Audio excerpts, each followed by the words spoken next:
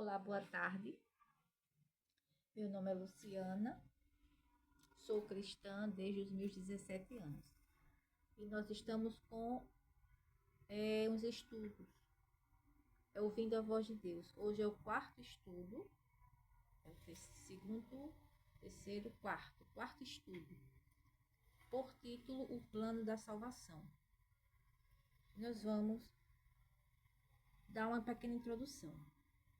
Independentemente de quem tenhamos sido ou o que tenhamos feito no passado, Deus nos ama com amor eterno, dispondo-se a vir ao mundo e passar pela agonia da cruz, a fim de resgatar a humanidade perdida. Entretanto, muitos há que se perguntam: como posso ser bom diante de Deus? Como posso apagar meus pecados mal, meu passado mal? Como posso ser apresentado sem culpa diante dele?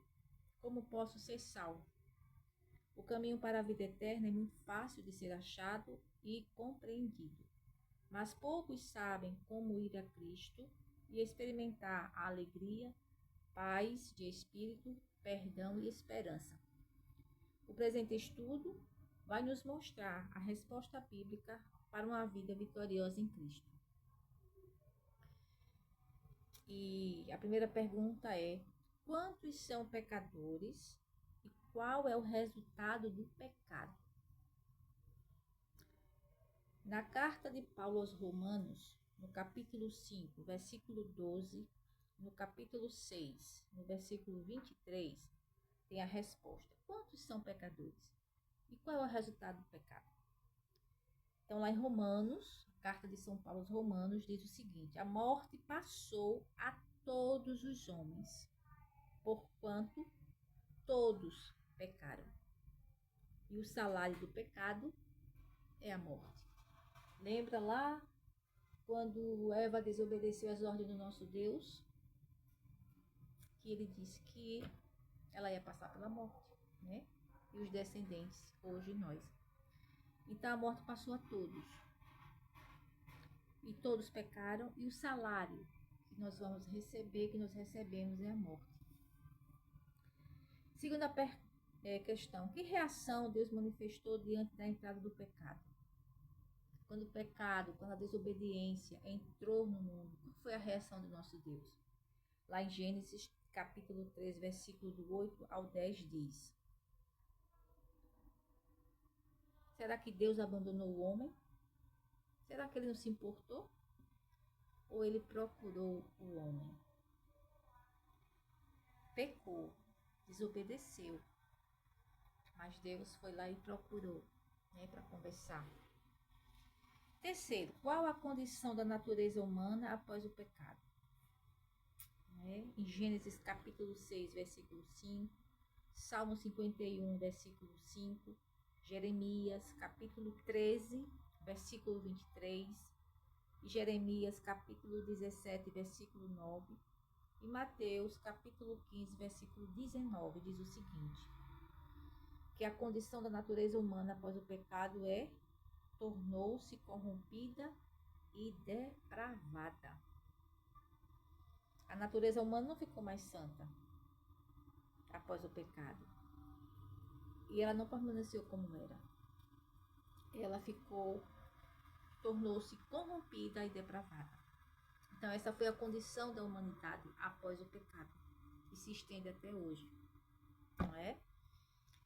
E quais são as outras características da natureza humana pecaminosa? Além da depravação, da corrupção, que outras características a humanidade carrega após o pecado entrar no mundo? Lá na carta de São Paulo aos Efésios, capítulo 2, versículo 3 e capítulo 4, versículo 18. Também na carta de São Paulo a 1 Coríntios, capítulo 2, versículo 14. E a carta aos Romanos, capítulo 7, versículo 15 a 19. Versículos 23 e 24 diz o seguinte: querer o bem está em mim, diz Paulo, mas não consigo efetuá-lo. O homem natural não compreende as coisas de Deus. Então, Paulo, lá em uma dessas cartas, ele diz que querer o bem está em mim, está nele, ele quer fazer o bem, mas só que ele não consegue realizá-lo. E diz também que o homem natural, ele não compreende as coisas de Deus. Então nós precisamos estar no campo espiritual para compreender as coisas de Deus. Né? Que plano Deus estabeleceu para nos salvar da morte eterna? Porque tem um estudo mais à frente, nós convivemos com a morte aqui da Terra. Através de uma doença, de um acidente, a morte chega, bate à nossa porta. Mas nós temos um estudo em que nós vamos aprender, através da Santa Bíblia, que Jesus vai voltar e vai nos ressuscitar. Está escrito, é uma promessa dele. Mas tem uma morte eterna, que não vai haver mais segundo plano, que não vai haver mais segunda chance. Acabou de vez. Então, que plano Deus estabeleceu para nos salvar dessa morte eterna? Lá em João, capítulo 3:16, diz o seguinte: que Deus amou o mundo de tal maneira que deu seu Filho único para salvar todo aquele que nele crê. Então, esse é o plano da salvação. Né? Foi um plano de salvação. Foi Cristo vir ao mundo. Deus estabeleceu um plano mediante o qual o seu Filho, Jesus, daria a vida em lugar do pecador. Em meu lugar e em seu lugar. Dessa forma, todo que o aceita como Salvador é perdoado e recebe a promessa de vida eterna. Cristo morreu pelos nossos pecados, segundo diz as Santas Escrituras. 1 Coríntios 15, versículo 3. Então, esse é o plano que Deus Pai fez e Jesus executou ao nosso favor, nós pecadores. Nós passamos por essa morte aqui da terra. Mas Cristo morreu na cruz e ressuscitou. E aquele que o segue e acredita nele também vai ressuscitar. Mas só aquele que acredita, que entrega a sua vida a ele, que diz: eu sou cristão, eu sou de Cristo. E procura dia a dia seguir o que as Santas Escrituras falam. Seguir o que Jesus aqui pede. Não é só dizer eu aceito Jesus e acabou. E vai viver a sua vida do jeito que você quer. Não é assim. Não é? É como um casamento. Né? Simbolizando o casamento. Quando você é solteiro, solteira, a sua vida é de uma forma. Depois que você casa, a sua vida vai trilhando outros caminhos. Bem assim é quem aceita Jesus como seu Salvador. Bem assim é quem se torna um cristão. Um seguidor de Cristo. Acreditar nas Santas Escrituras, porque está aqui toda a biografia de Cristo, toda a história, desde Gênesis até Apocalipse. O autor central é Jesus Cristo e o plano da salvação para a humanidade. Então precisamos não só dizer eu aceito, mas através das nossas obras, do dia a dia, provar eu sou uma cristã. Onde você andar, você é vista como uma cristã.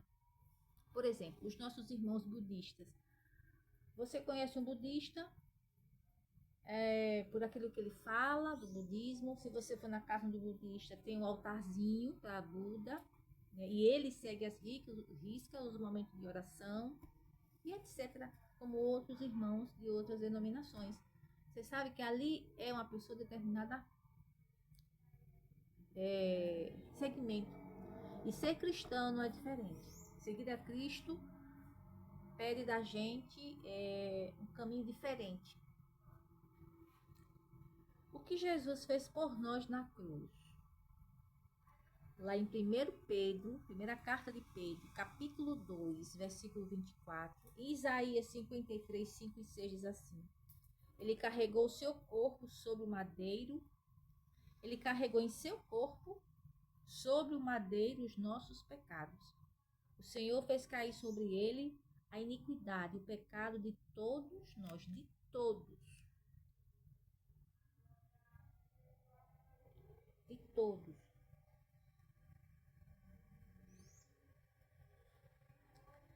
Quem pode mudar a natureza humana? 1 Samuel, capítulo 10, versículo 6, e João, capítulo 8, versículo 32. Quem pode mudar a natureza humana? Quem pode mudar a natureza de um assassino?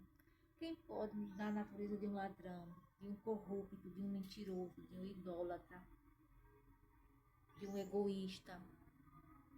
Quem pode mudar a natureza humana de nós pecadores?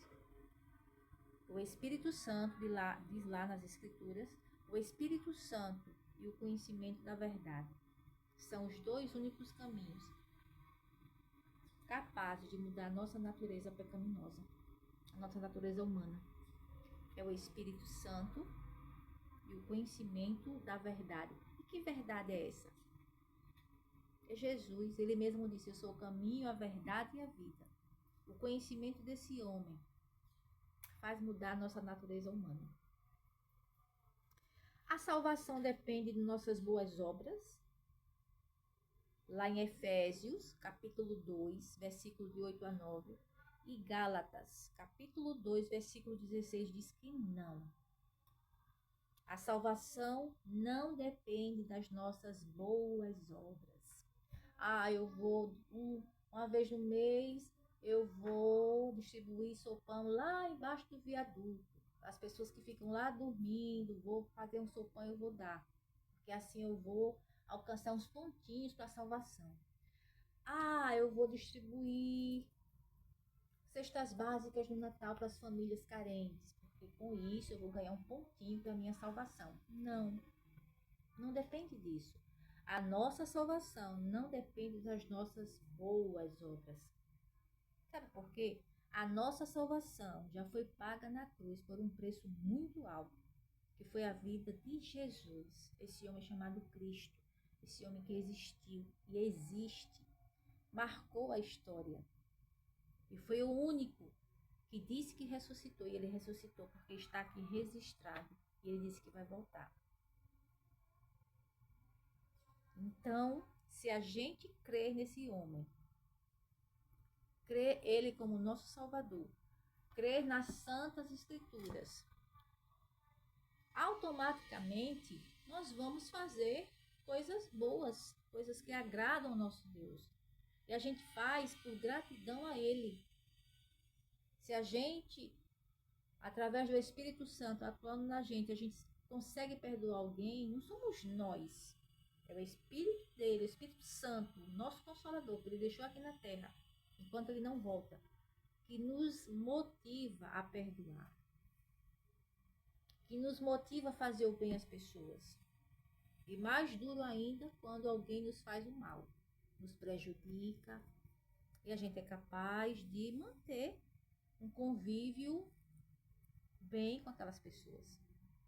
Não é mérito nosso, porque nós somos bonzinhos, não. É o Espírito de Deus, o Espírito Santo, agindo em nós, porque a gente dá essa abertura.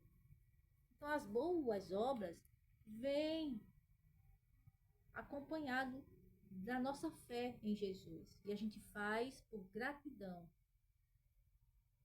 Somos gratos por isso, Senhor, que fazemos, mas não para poder angariar pontos para ser salvo, de maneira nenhuma. Nossa salvação já foi paga e de graça. E a gente pode perdê-la, né? O povo diz que aquilo que não teve esforço, a gente não dá muito valor, né? E a salvação e esse sacrifício que Cristo fez na cruz, se a gente não tiver com aquilo sempre na consciência, a gente perde o sentido daquilo ali para nós. Foi apenas uma história que está escrita na Bíblia, mas que não faz efeito nenhum na minha vida. Se a gente não tomar todo dia consciência do que se passou, do que foi feito por nós, a gente esquece. Vira uma coisa banal que já passou. Foi só um conto da história. E não, precisa ser uma realidade na nossa vida.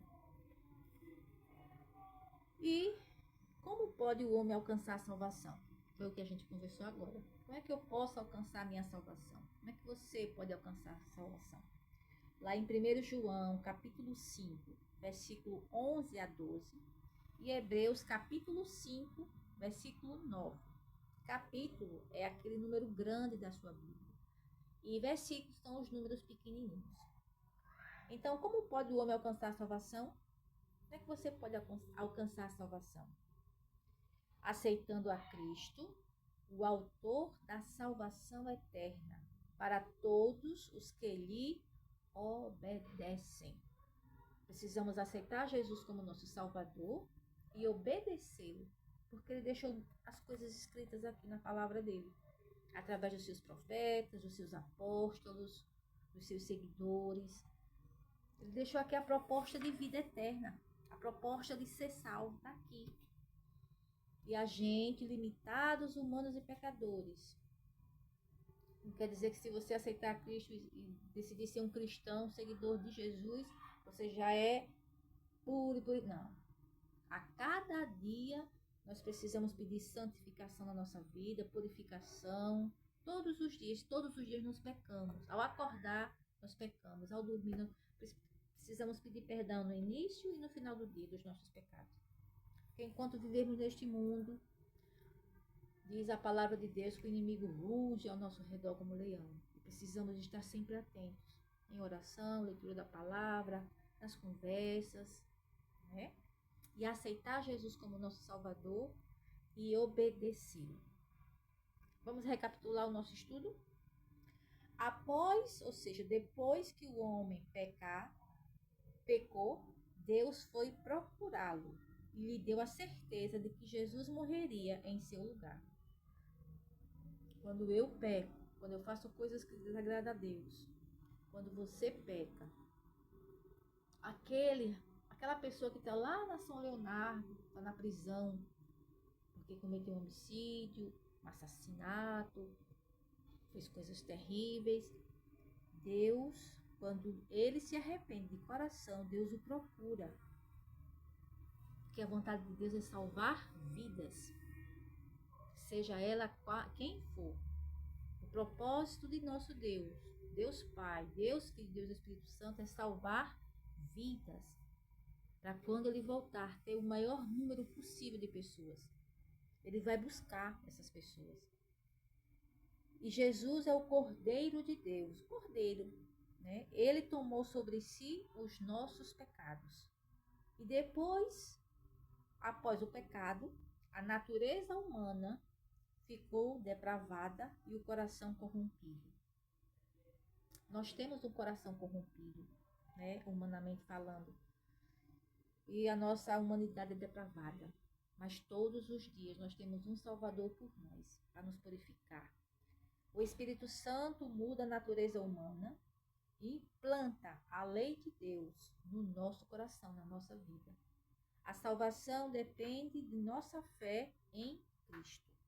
A salvação não depende das obras que a gente faz. Se a gente faz alguma obra boa para o nosso próximo, é porque nós temos um coração grato por aquele que fez maior coisa por nós na cruz. Mas a gente não faz boas obras para poder ter ponto de salvação, ser o bonzinho diante de Jesus. Não. Nós somos pessoas que carecemos do perdão de Deus todos os dias. A nossa salvação já foi paga com o preço de Jesus na cruz. E a gente não pode perder essa salvação. Porque se a gente não cuidar dela, a gente perde. Sabia que a gente pode perdê-la? Então, o nosso compromisso de fé. Creio no plano idealizado por Deus para a salvação do homem.